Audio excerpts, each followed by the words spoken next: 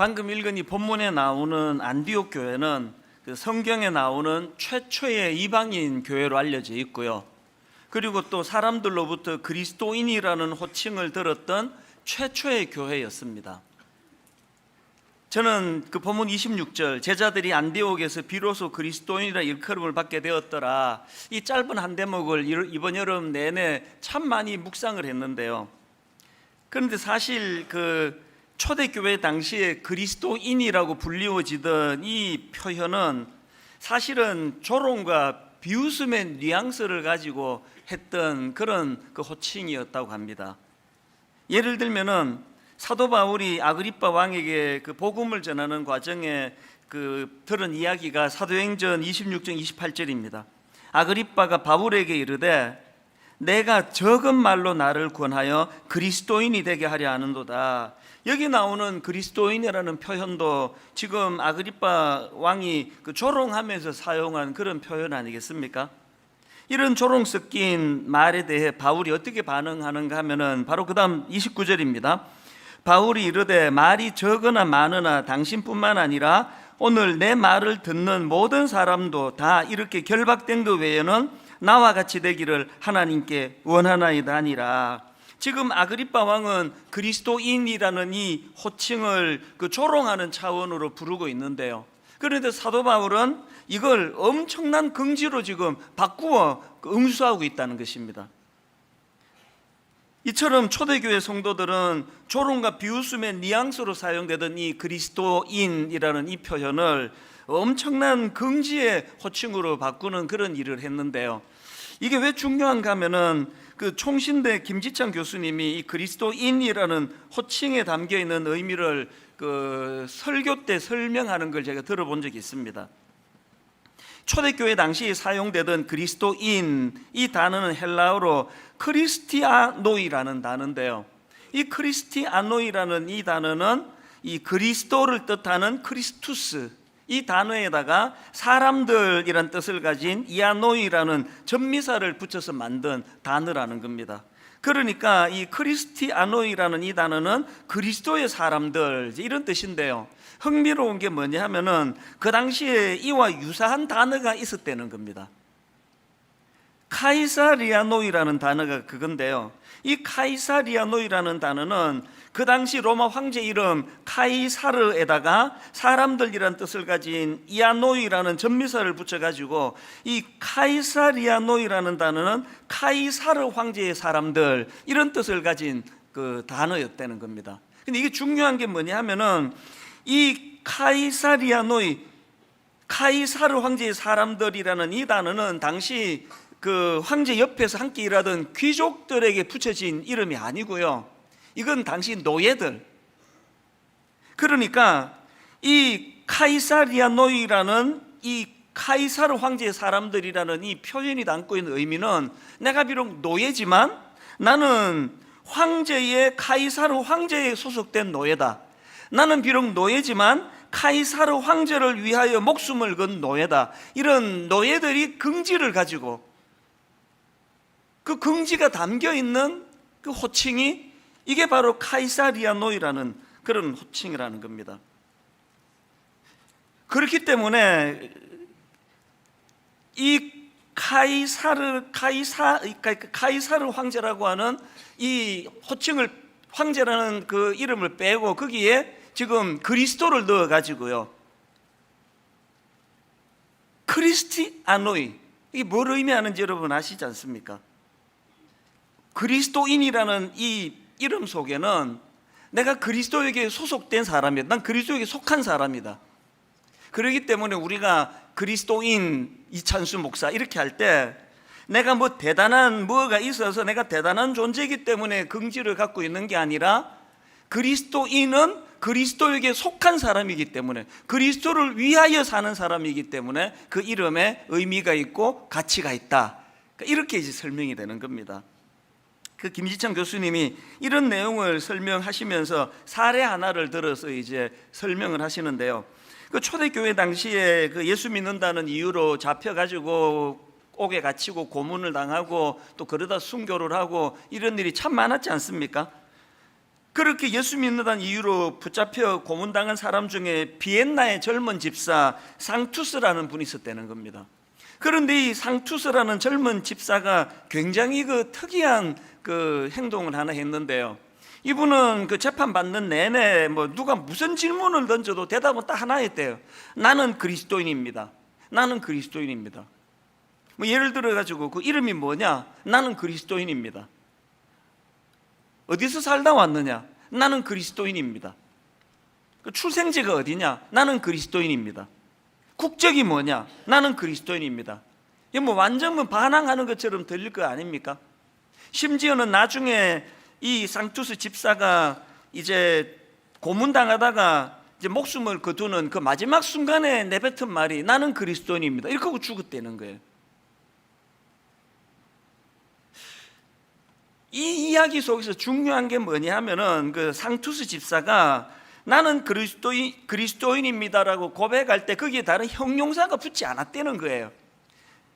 오늘 우리로 말하면 나는 분당 우리교회 다니는 그리스도인입니다. 나는 장로교 그리스도인입니다. 이렇게 붙지 않았다는 거예요. 나는 그리스도인입니다. 이거 하나로 너무나 충분하다는 거예요. 긍지를 갖기에.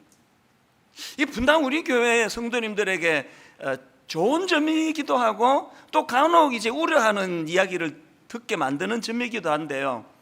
많은 분들이 이제 분당 우리교회에 대한 긍지가 너무 크다는 거예요. 분당 우리교회 성도라고, 분당 우리교회 좀 다르다고, 우리 교회는 좀 달라, 이런 류의 이야기들을 하는 걸 우려하는 이야기들을 요즘 이제 종종 듣습니다. 왜 그게 염려, 우려의 대상이 될까요? 그리스도인입니다라는 앞에 뭐가 있어서 내가 긍지를 가지면 그 다 나쁜 거예요. 나는 예수 그리스도에게 소속이 됐기 때문에 나는 그리스도인입니다라는 이거 하나만으로 너무 충분해야 되는 거예요. 그 외에 형용사를 붙여가지고 나는 이러이러한 그리스도인이기 때문에 나는 긍지를 갖습니다. 위험하다는 겁니다. 저는 분당 우리 교회 모든 성도님들이 다른 모든 꼬리표 다 떼내고 형용사 같은 붙이지 말고 나는 오직 예수 그리스도에게 소속된 차원에서의 그리스도인이기 때문에 그 노예들이 나는 로마 황제를 위하여 또 로마 황제에게 소속된 노예이기 때문에 긍지를 가집니다. 그런 마음의 태도가 있었던 것처럼 저와 여러분이 그리스도인이라는 긍지를 회복하는 그런 분당 우리 교회 또 한국 교회가 되기를 바랍니다. 이런 의미에서 이제 2학기가 시작되는 오늘 저는 우리 모두가 다 이 그리스도인이 된 것에 대한 긍지, 제가 여러 교회를 다녀보고 또 이민교회를 다녀보면서 참 마음이 아픈 게 크리스찬으로서의 긍지를 잃어버렸습니다. 많은 젊은 애들이 지금 교회를 떠난다 그러지 않습니까? 많은 청년들이 회사에서 캠퍼스에서 자기가 크리스찬이라는 사실을 숨긴다 그러지 않습니까? 왜 숨깁니까? 긍지가 없어서 그래요. 어떻게 하면 우리가 이 그리스도인이라는 호칭, 이 크리스찬이라는 이 존재에 대한 긍지를 회복할 수 있을까? 반드시 이걸 회복해내야만 하는데요. 그래서 오늘 저는 이제 우리가 그리스도인이라는 긍지를 회복하기 위해서 꼭 기억해야 될 몇 가지 지침을 좀 드리려고 합니다. 여러분, 그리스도인이라는 긍지를 회복하고 싶습니까? 첫째, 그리스도인에게 집중하셔야 합니다. 그리스도에게 집중하셔야 합니다. 우리가 사용하고 있는 메일 성경은 이제 그 영한 메일 성경이라고 또 따로 나옵니다. 내용도 좀 다른데요. 7월달 큐티집 영한 메일 성경에 보니까 로우슨 머레이라는 분이 쓴 글이 실렸는데요. 그 일부를 제가 읽어드리겠습니다. 뭘 강조하는지 금방 아실 겁니다. 성경의 주제는 원칙, 개념, 가치관, 도덕, 영적 교훈, 교리 모음집 혹은 하나님에 대한 짤막한 묘사가 아닙니다. 성경의 주제는 한 사람을 알리는 것입니다. 성경의 주제는 전에도 계셨고 지금도 계시며 앞으로 오실 분에 관한 것입니다. 처음부터 끝까지 성경의 주제는 예수 그리스도입니다. 오직 성경, 그리고 그리스도만으로를 주장하던 마르틴 루터는 이렇게 말했습니다. 성경 전체는 분명한 말이든 함축된 말이든 그리스도 외에는 아무것도 없습니다. 표면적으로는 뭔가 다른 내용 같지만 그것의 내면의 의미를 보면 성경 전체가 모두 그리스도에 관한 것입니다. 모든 성경 구절이 그리스도 한 분만을 가리키고 있다는 것은 의심할 여지가 없습니다. 스콧은 다음과 같이 단언합니다. 성경의 중심은 예수님입니다. 교사이자 목사인 에드먼드 클라우니도 비슷한 말을 합니다. 성경은 가장 위대한 이야기책입니다. 훌륭한 이야기가 많이 있어서가 아니라 위대한 이야기 하나를 말하고 있기 때문입니다. 바로 예수님의 이야기입니다. 뭘 강조하는지 아시겠죠? 우리가 왜 성경을 읽어야 된다고요? 성경에 여러 가지 지혜도 있고 교훈도 있고 거기에 뭐 책망도 있고 여러 가지 재미있는 에피소드도 있고 그것들은 다 별책 부록이에요. 우리가 성경을 읽어야 되는 유일한 이유가 있다면 그 성경은 His story, 예수 그리스도 그분의 이야기가 담겨 있기 때문이에요. 이런 맥락에서 저는 지난 몇 주 동안에 하나님 앞에 저를 돌아보는 시간을 가지며 반성을 많이 했습니다. 불순물이 너무 많은 메시지를 전하고 있는 거 아닌가? 우리가 전하는 메시지, 우리가 들어야 되는 메시지의 가장 중요한 핵심은 예수 그리스도시라는 거예요. 여러분, 우리가 그리스도인으로서의 긍지를 회복하기를 원하신다면 그리스도에 대해서, 우리의 주인 되시는 그리스도에 대하여 집중하셔야 됩니다. 제가 이 글을 읽기 어간으로, 읽은 어간으로 또 다른 글 하나를 읽었는데요. 예전에 총신대에서 설교학을 가르치셨고 지금은 이제 이민교회 목회를 하시는 류영열 목사님이라고 계십니다. 이분이 그 설교와 관련한 기고문을 제가 읽어본 적이 있는데요. 그 제목이 강렬합니다. 성경 어느 곳을 찔러도 오직 예수의 피가 나오게 하라. 굉장히 강렬하죠. 성경 어느 곳을 찔러도 오직 예수의 피가 나오게 하라. 이런 강렬한 제목의 그 글 속에서 제가 참 인상적인 한 대목을 발견했습니다. 거기 보면은 위대한 설교자 두 분 동시대에 또 비슷한 지역에서 사역했다고 합니다. 위대한 설교자 찰스 스펄전 목사님하고 또 조셉 파크 목사님을 대조해 놓은 그 글이 거기 있더라고요. 이제 어떤 그 목사님들이 찰스 스펄전 목사님의 설교를 듣기 위해서 이제 런던을 방문을 한 것 같습니다. 시간이 좀 남아서 그랬는지 찰스 스펄전 목사님이 심우하시는 교회로 가기 전에 그 조셉 파크 목사님, 이분도 뭐 위대한 설교가로 알려져 있습니다. 그 조셉 파크 목사님이 목회하시는 시티 템플 교회를 방문해서 이제 거기에 예배에 참석한 거예요. 설교를 들으면서 뭐 모든 참석자들이 다 엄청 은혜를 받고, 야, 역시 조셉 파크 목사 소문대로 대단해, 설교가 너무 깊이가 있고 감동을 받은 거예요. 그렇게 은혜로운 예배를 드리고 이제 사람들이 예배당을 쭉 빠져나가는데 사람들이 막 이렇게 소리치더라는 거예요. What a great preacher. What a great preacher. 정말 위대한 설교자야. 막 이런 이야기들을 하면서 이제 그 예배당을 빠져나오더라는 겁니다. 그렇게 파크 목사님의 그 설교를 듣고 나서 이제 이번에는 그 목사님들이 스펄전 목사님이 목회하시는 교회로 가서 이제 다시 예배를 드린 겁니다. 이제 스펄전 목사님 말씀을 들으려고 간 거니까요. 뭐 얼마나 많은 사람들이 또 은혜를 받았겠습니까? 스펄전 목사님의 말씀에 엄청 감동을 받고 은혜를 받고 이제 예배가 다 끝나고 이제 사람들이 이제 예배당을 빠져나가는데 이번에는 사람들이 이런 소리가 들리는 거예요. What a great Christ. 정말 위대하신 예수님. 이 두 설교가에 대조되는 이 글을 제가 읽는데요. 모든 뭐 설교가 인간이니까 욕심이 있잖아요. 한 5주를 제가 설교를 쉬고 여러 좋은 강사들이 설교를 했지만 오늘 여러분들이 이 예배당을 나가면서 역시 이찬수 목사 설교가 최고야, 이런 소리를 듣기를 원하는 게 본능이에요. 그러나 저는 지난 5주 동안 하나님 앞에 사모하면서 기도했습니다.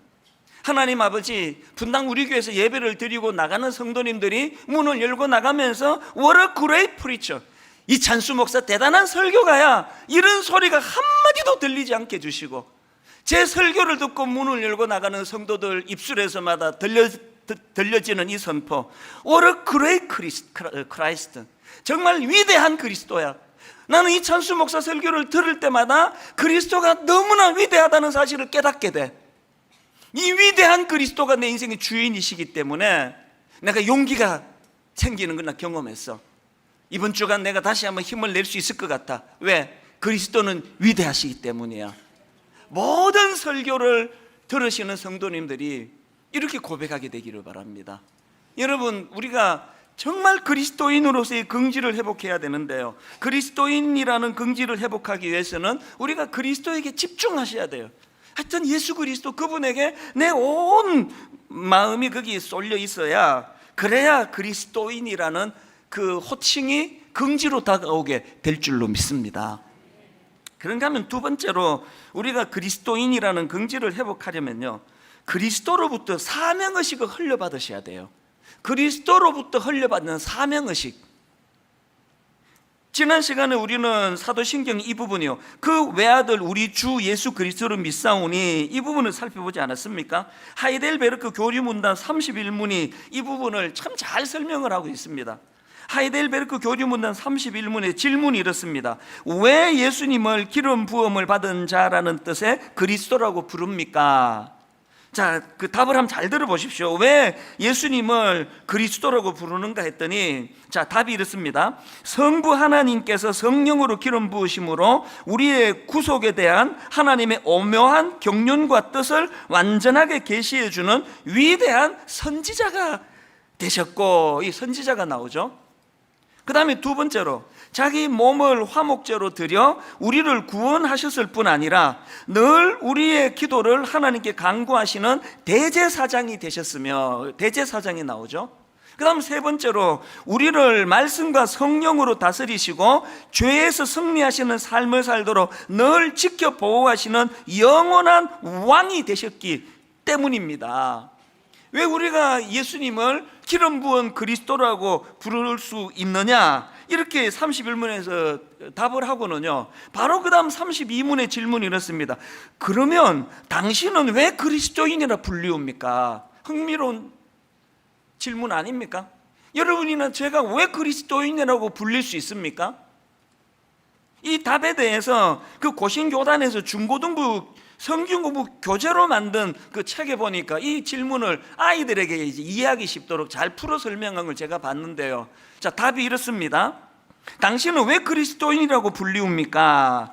왜냐하면 내가 믿음으로 그리스도의 지체가 되어 그의 기름 부음에 참여하기 때문입니다. 그리고는 첫째, 나는 선지자로서 그의 이름의 증인이 되며, 둘째, 제사장으로서 나 자신을 감사의 산 제물로 그에게 드리며, 셋째, 또한 왕으로서 이 세상에 사는 동안은 자유롭고 선한 양심으로 죄와 마귀에 대항하여 싸우고, 이후로는 영원히 그리스도와 함께 모든 피조물을 다스릴 것입니다. 너무나 중요한 포인트가 여기 있는 거 아닙니까? 오늘날 왜 예수 믿는 사람들이 힘을 못 씁니까? 그리스도인 그러면 이게 완전히 조롱의 대상이 됩니까? 그리스도인으로서의 특권은 누리려고 하면 기도하면 응답해 주신다, 복받게 해주신다, 잘 살게 도와주신다, 병을 고쳐주신다, 이런 어떤 기득권만 노리려고 하고 있지, 우리가 그리스도로부터 부여받아야 될 사명은 놓치고 있기 때문 아닙니까? 너무나 혼란스러운 대한민국, 지금 모든 사람들이 우려하고 있는 현실이 지금 벌어지고 있는 거 아닙니까? 골이 너무나 깊어지고 있는 오늘 이런 시대에 우리 그리스도인들은 어떻게, 뭘 해야 할 것인가?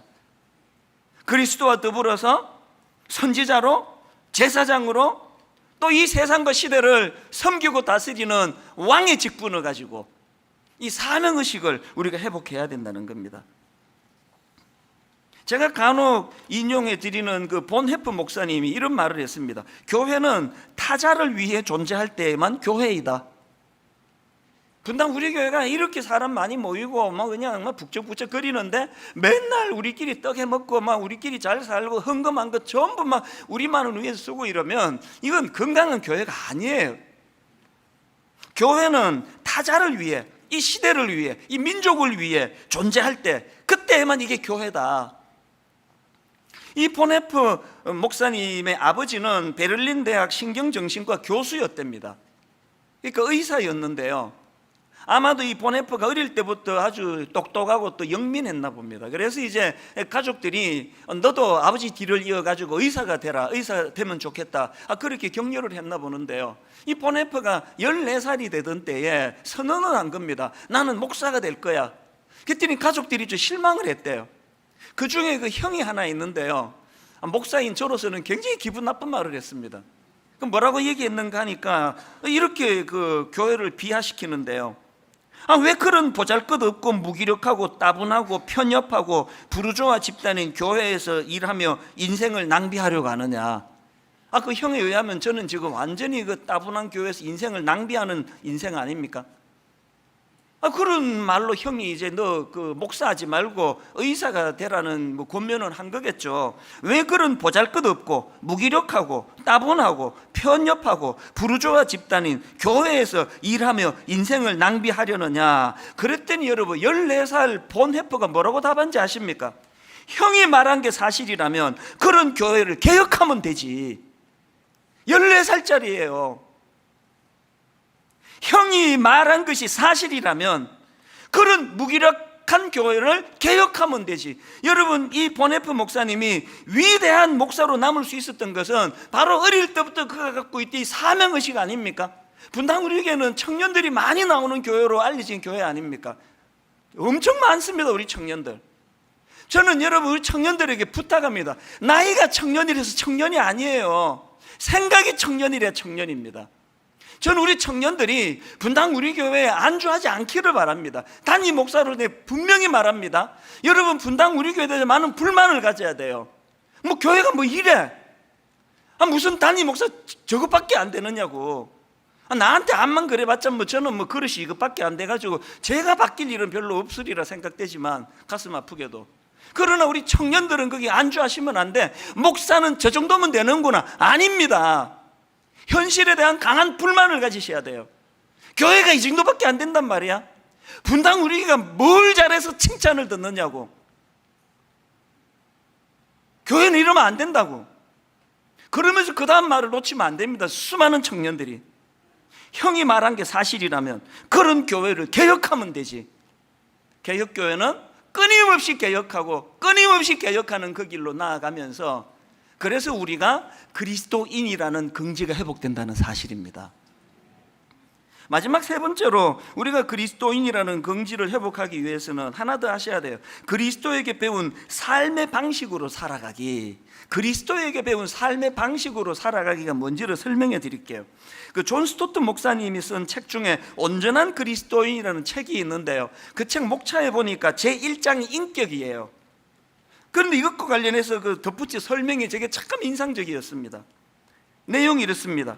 인격, 우리의 지성과 감정과 의지를 예수님의 사랑의 통치 아래 복종시킨다. 온전한 그리스도인이 뭔지를 이제 쭉 설명을 하는 가운데 가장 먼저 온전한 그리스도인이 가진 인격이 뭐냐? 내 마음대로, 내 내키는 대로, 내 생각에 옳은 대로 사는 게 그게 온전한 그리스도인이 아니에요. 온전한 그리스도인은 어떤 사람입니까? 우리의 지성과 우리의 감정과 우리의 의지를 예수님의 통치 아래 굴복시키는 거예요. 아무리 이게 내가 옳다는 생각을 가졌다 할지라도 왜 성경을 읽어야 됩니까? 끊임없이 성경을 읽으면서 내 생각이 틀릴 수 있다는 거, 그리스도의 말씀 앞에 내가 굴복당하고 복종할 수 있는 자세를 가진 거, 이게 그리스도인이라는 것입니다.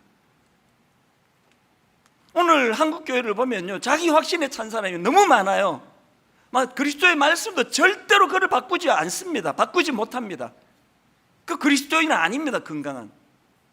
건강한 그리스도인은 항상 내 지성과 내 감정과 내 의지가 그리스도의 통치 아래에서 굴복당할 수 있는 유연한 태도를 가진 사람.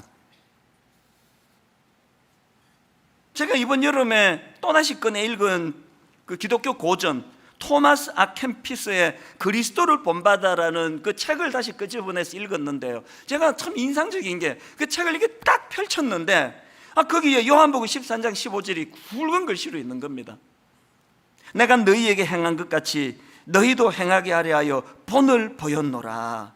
내가 너희에게 행한 것 같이, 무슨 뜻입니까? 성경에서 보여주는 세상 방식과는 다른 그리스도의 방식으로 살아가시던 그 모습을 성경에 기록을 해놓고 그거를 보고 니들도 따라하라는 거예요. 우리 앞에 두 갈래 길이 있거든요. 너무나 익숙한 초등학교 1학년 때, 아니요, 유치원 때부터, 그 이전서부터 세상적으로 경쟁하고 상대방을 짓누르고 밟고 힘을 얻고 이런 그 팍스 로마나의 세상살이의 방식에 익숙한 우리에게 그리스도가 성경에서 내가 어떤 방식으로 살아왔는지를 자세히 보고 이 방식을 취하라는 거예요. 그러면 여러분, 우리가 그리스도를 통해 교정받고 배워가야 될 그리스도의 삶의 방식이 뭡니까? 그게 저는 마태복음 4장에 나오는 마귀의 세 가지 유혹에 다 담겨 있다고 생각합니다. 왜 마귀가 예수님의 공적인 사역, 그리스도로서 공적인 사역을 시작하기 바로 직전에 세 가지 유혹을 가지고 공격을 합니까? 그 세 가지 유혹은 다름 아니라 그 포인트가 이거예요. 네가 만약 하나님의 아들이라면 세상적인 방식으로 물질, 권력, 인기 이런 것들을 동원해 가지고 네가 그리스도인 걸 증명해 보여라는 거. 그럼 내가 도와주겠다는 거 아닙니까? 그 세 가지 유혹 중에 제일 먼저 나오는 마태복음 4장 3절도 마찬가지입니다. 시험하는 자가 예수께 나와서 이르되 네가 만일 하나님의 아들이거든 명하여 이 돌들로 떡덩이가 되게 하라. 이 유혹은 경제적인 선택의 문제예요. 너의 능력을 베풀어서 이 무리들을 배불리 먹여라. 그러면 네가 왕이 될 수 있을 것이다. 이 방식을 지금 마귀는 제시하고 있거든요. 예수님이 공생애를 직접 살아가시면서 보니까 마귀의 그 제안이 너무나 유효한 거예요.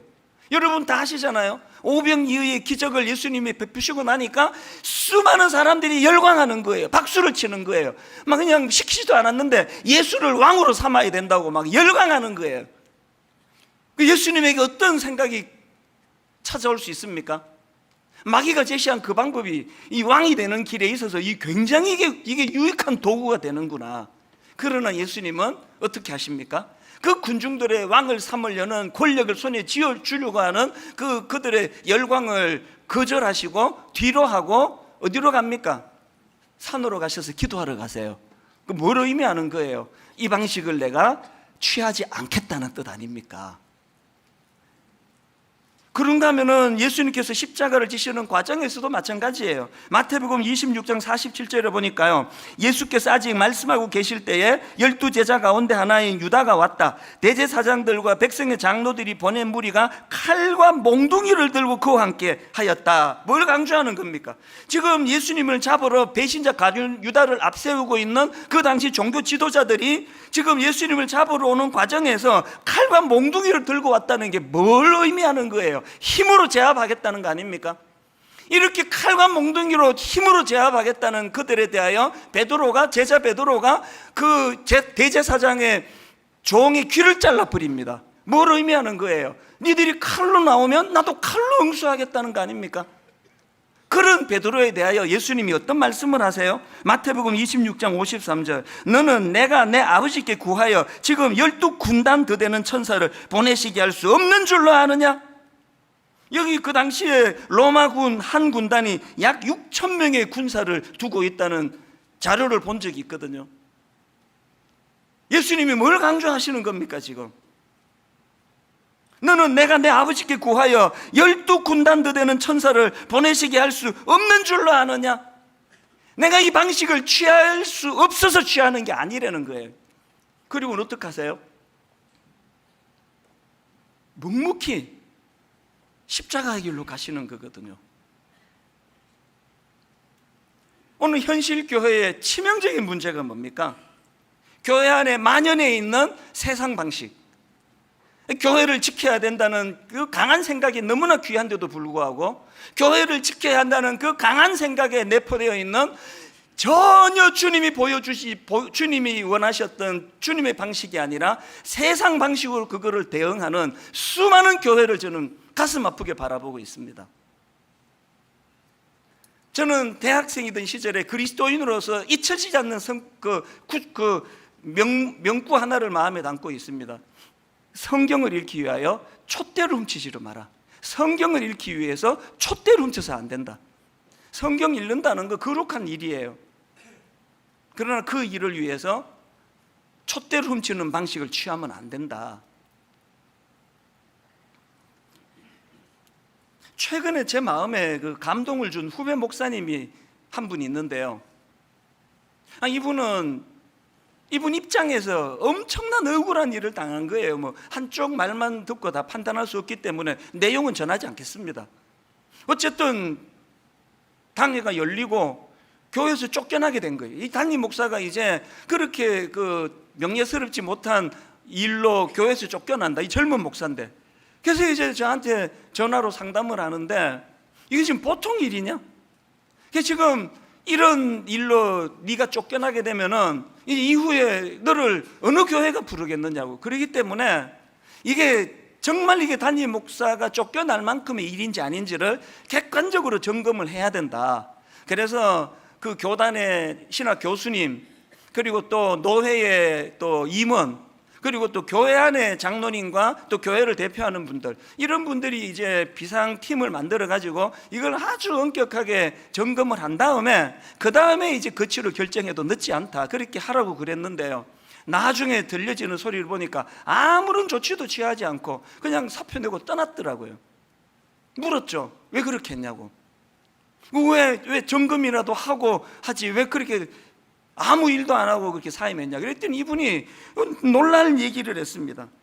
자기가 억울하지만 그러나 이런 식으로 대응하면 이제 담임 목사 편, 또 담임 목사 반대편 이래가지고 싸우게 되면은 성도들이 다친다는 거예요. 그리고 무엇보다도 저를 감동시킨 한마디가 뭐냐, 자기가 이 교회에 오고 자기 설교 듣고 처음 예수 믿게 된 사람들이 여럿 계시는데 그분들이 이런 대응을 보고 시험에 들까봐 아무런 조치도 취하지 않고 사표 내고 그냥 떠나버렸다. 이게 저에게 오래 감동을 줬습니다. 과연 난 그렇게 할 용기가 있을까? 왜 그렇게 했을까요? 그게 이분이 생각할 때 그리스도가 가르쳐준 세상 방식이 아닌 그리스도의 방식이라고 믿었기 때문 아닙니까? 분당 우리 담임 목사로 살아가는 거 좀 피곤한 일이에요.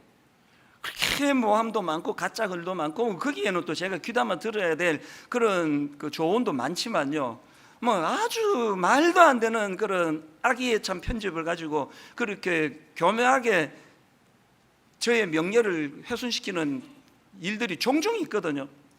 한 번은요, 참다가 이제 안 되겠더라고요. 이게 이 특성상 가만히 있으면 계속 그걸 가지고 만들어내고 그리고 또 우리 장로님 중에 또 어떤 장로님들도 목사님 이거 가만히 있으면 안 됩니다. 그래서 조치를 취하기로 결심한 적이 있었습니다. 이거 명예훼손으로 걸어가지고 이제 이런 일은 내가 방치하지 않겠다고. 그 전날 대책회의를 소집을 해놓고요, 그 다음날 아침에 취소를 시켰습니다. 그 왜 취소한가 하면은 우리 어머니 계속 말씀이 귀에 꾸지람이 들려가지고요, 니한테 회복해야 될 명예가 어딨니?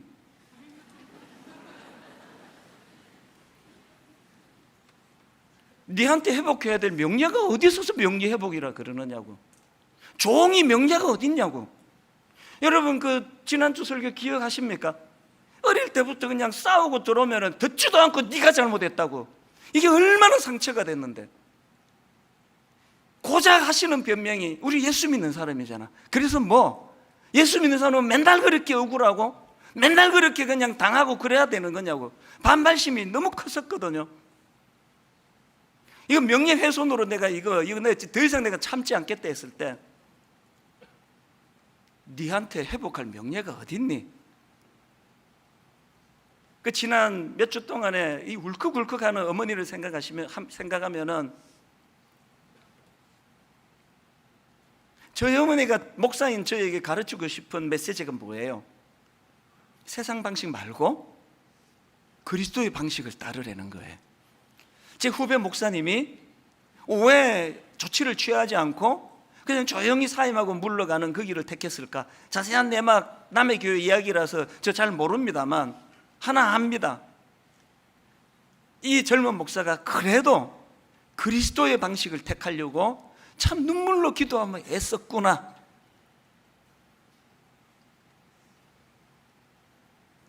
오늘 결론 이렇게 맺기를 원합니다. 여러분 그 보네프가 만든 선한 능력으로 요즘에 제가 더 자주 흥얼거리는데요, 이렇게 시작하잖아요. 주 선한 능력으로 안으시네, 그 크신 팔로 날 붙드시네, 절망 속에도 흔들리지 않고 사랑하는 주 얼굴 구하리. 우리가 맨날 부르면서 우리 착각하는 게 뭐예요? 여기에 지금 보네프에게 주님의 선한 능력으로 그를 안아주시고 붙잡아 주시는 이거를 자꾸 파워로 생각을 해요. 여러분 보네프가 생각하는 선한 능력은 그런 적들을 단숨에 한 방에 때려 눕히는 강한 어깨를 구하는 차원의 능력이 아닙니다. 보네프가 구하는 능력은 진리를 위하여 죽는 거예요. 39살에 죽었습니다. 진리를 위하여 저항하지 않고, 피하지 않고, 변명하지 않고, 세상 방식을 사용하지 않고 주님이 걸어가신 십자가의 길을 걸어갈 수 있는 그 능력을 구하는 차원에서의 찬양이 주선한 능력으로 안으시네요. 우리는 지금 주님의 능력을 얼마나 호도하고 있습니까? 온통 주님의 능력을 슈퍼파워, 슈퍼파워, 한 방에 적을 때려 눕힐 수 있는 그런 능력을 구하는 것이 아니라, 억울하지만 종이 네한테 무슨 명예가 있길래 명예회복이라 그러니. 이 학기를 시작하면서 우리 한번 깊이 자기를 돌아보고 저 자신을 돌아보는 시간이기를 바랍니다. 그리스도인의 그리스도인됨이 뭘까? 오늘 한국교회가 놓치고 있는 게 뭘까? 오늘 교회가 운영이 되는 이 모든 교회 운영 안에 힘의 논리, 세상 사람들이 추구하는 그런 팍스 로마나의 원리가 흐르고 있는 현실은 아닌가? 가슴 아파하면서, 하나님, 억울한 일이 많고 분한 일도 많고 눈물 날 일도 많은 현실이지만 선한 능력을 구합니다. 아버지, 이것들을 감당하고 이겨낼 수 있는, 그래서 묵묵히 십자가의 길로 갈 수 있는 선한 능력을 주님 구합니다. 오늘 이런 차원에서 2학기 시작하는 설교 후 찬양으로 저는 이 찬양을 선택하고 함께 부르기 원합니다. 보네프의 그 마음을 우리가 헤아리면서 함께 이 찬양 불러보기 원합니다. 주 선한 능력으로, 주 선한 능력으로 안으시네. 그 크신 팔로 날 붙드시네. 그 크신 팔로 날 붙드시네. 절망 속에도 흔들리지 않고, 절망 속에도 흔들리지 않고, 사랑하는 주 얼굴 구하리. 사랑하는 주 얼굴 우리 다시 한번 이렇게 선포하기 원합니다. 선한 능력으로 안으시네. 선한 능력으로 안으시네. 그 크신 팔로 날 붙드시네. 그 크신 팔로 날 붙드시네. 절망 속에도 흔들리지 않고, 속에도 흔들리지 않고, 사랑하는 주 얼굴 구하리. 사랑하는 주 얼굴 여러분, 일어나셔야 합니다. 선한 능력으로 일어서니. 우리 자리에서 일어나 찬양합니다. 주만 의지하리 믿음으로. 우리 고대한에 주 오실 그날, 영광의 새날을 맞이하리. 이전에 괴로운 날 애워싸고 고난의 길을 걷는다 해도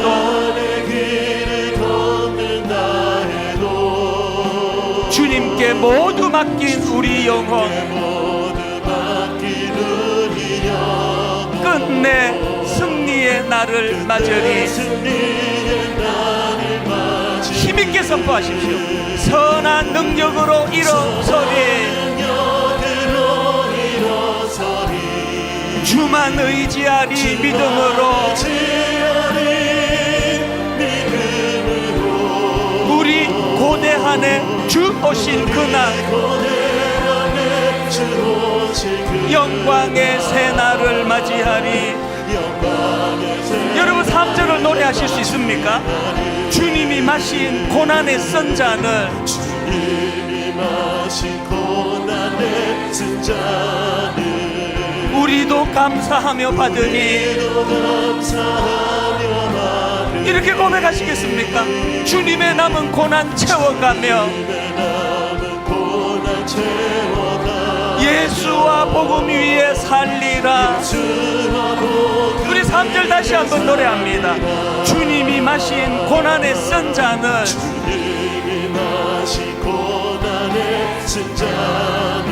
우리도 감사하며 받으리. 주님의 남은 고난 채워가며 예수와 복음 위에 살리라. 선포하십시오. 선한 능력으로 일어서리. 주만 의지하리. 믿음으로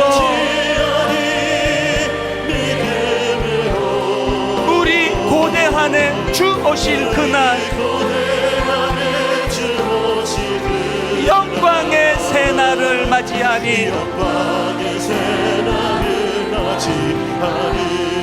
우리 다시 자리에 앉으셔서 한번 한 1, 2분 자기를 돌아보고 점검하는 시간을 갖기 원하는데요, 한번 조용히 한번 돌아보세요. 사실은 내가 이거 너무 억울한데 이걸 잘 견뎌낼 수 있는 힘을 주님이 주신다면, 묵묵히 십자가의 길로 내가 들어감으로 말미암아 그래서 우리 가정이 회복될 수만 있다면, 하나님, 내가 그리스도인이라는 이름의 긍지를 되찾고 싶은데 힘으로 힘을 누르는 세상 방식이 아니라 그리스도가 걸어가셨던 그 선한 방식의 그 길을 걸어가기를 원합니다. 저는 오늘 이 예배를 준비하면서 두 갈래로 먼저 많은 분들에게 위로를 드리고 싶어요. 예수 믿는다는 것 때문에 맨날 손해보고 맨날 포기하고 맨날 억울해 지쳐 계시는 분이 계시다면 오늘 성령님이 예배 중에 한 말씀만 주시면 좋겠습니다. 네가 오라. 그러면 되는 거 아닙니까? 네가 오라. 너무나 엄청난 세상의 물결이 휩쓸어서 호도하고 있지만, 그러나 네가 오라. 명예훼손으로 고발할 명분과 권리가 제게 있지만 네한테 회복할 명예가 어딨니? 종이 그 말씀 앞에 굴복할 수 있게 된다면 그거는 하나님 주신 은혜예요. 하나님 다시 한번 그렇게 걸어갈 수 있는 힘 주시기를 원합니다. 그런가 하면은 또 한 가지 진심으로 축복하고 싶은 것, 하나님 분당 우리 교회적으로 회복이 일어나기를 원하는데, 그저 세상적인 가치관으로 똘똘 뭉치 사람 많이 모이는 교회가 아니라, 아버지, 이 교회는 정말 좁은 길, 십자가의 길, 주님이 걸어가셨던 그 길로 나아가는 교회가 되기를 원합니다. 우리 두 가지를 가지고 통성으로 기도할 때 하나님, 많은 젊은이들이 교회를 떠나고 있습니다.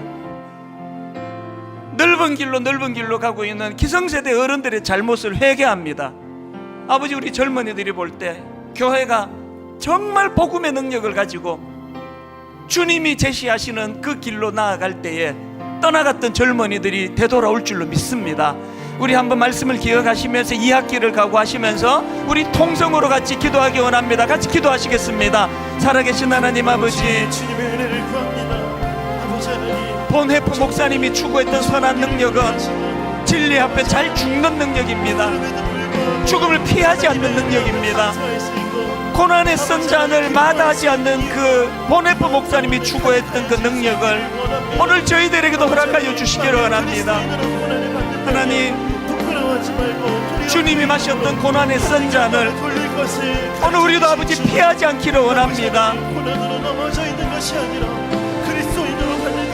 주님이 원하셨던 좁은 길로, 고난의 길로, 십자가의 길로 뚜벅뚜벅 걸어가다 아버지 지쳐 쓰러져 있는 수많은 그리스도인들에게 오늘 하나님 한 말씀을 들려주시기 원합니다. 네가 가는 길이 옳다. 네가 다시 한번 힘을 얻어 그 길을 걸어가야 하는 이유가 있다. 그 길 끝에 먼저 그 길을 걸어가신 예수 그리스도가 기다리고 계심을 아버지 기도 중에 보여주시고 말씀하여 주시기를 원합니다. 선한 능력으로 우리를 안아주시는 그 놀라우신 주님의 안아주심을 맛보는 예배되게 하여 주시고, 절망 속에서도 흔들리지 않을 수 있는 주님만이 주실 수 있는 선한 능력을 부여받는 아름다운 예배되게 하여 주시옵소서.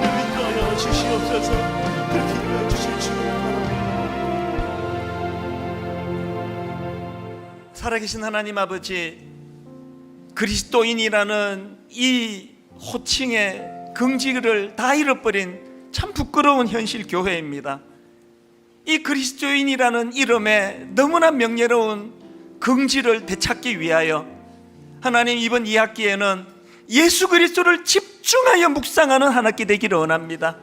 예수 그리스도를 온 마음을 다하여 바라보고 묵상하며 그분이 우리에게 전수해 주신 사명이 무엇인지를 점검하고 또한 묵묵히 그분이 삶으로서 걸어가 보여주신 그분의 좁은 길을 저희들도 묵묵히 따라갈 수 있는 힘과 능력을 허락하여 주시옵소서. 하나님, 그렇게 살아가다 지치고 억울한 일이 너무 많이 겹쳐서 넘어져 울고 있는 성도님이 계시다면 이 시간에 예배 가운데 그 손을 잡아주시고 그 눈물을 닦아주시고 다시 이렇게 세워주시며 등을 두드려 주시며 한 말씀 들려주시기 원합니다. 네가 오라, 네가 가는 길이 맞아. 하나님, 다시 한번 용기를 얻어 뚜벅뚜벅 그 길을 걸어가는 믿음의 그리스도인들 되게 하여 주시옵소서. 감사드리옵고 예수님 이름으로 기도드립니다. 아멘. 이 학기를 시작하는 찬양으로 저는 314장, 찬송가 314장, 이제 우리 다 자리에서 일어나셔서 한마디 한마디 가사를 음미하시면서 내 구주 예수를 더욱 사랑, 내 구주 예수를 더욱 사랑, 엎드려 비는 말 들으소서. 비는 말 들으소서. 마음을 담아 찬양합니다. 내 진정 소원이, 내 구주 예수를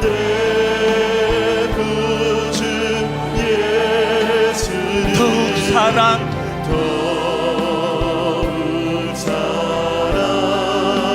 더욱 사랑.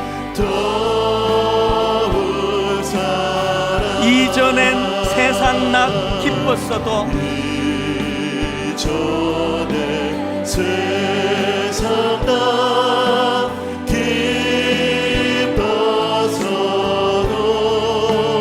지금 내 기쁨은 오직 예수.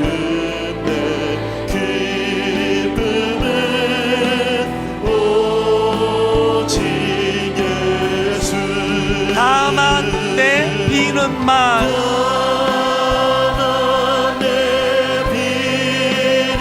내 구주 예수를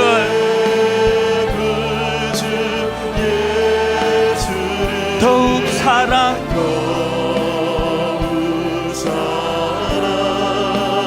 더욱 사랑. 이 세상 떠날 때 찬양하고 세상 떠날 때 찬양하고 숨질 때 하는 말 이것일세.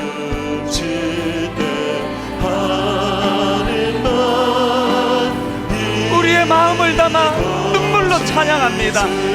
다만 내 비는 말,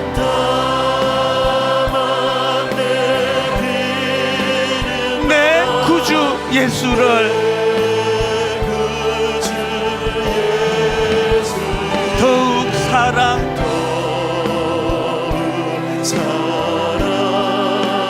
더욱 사랑.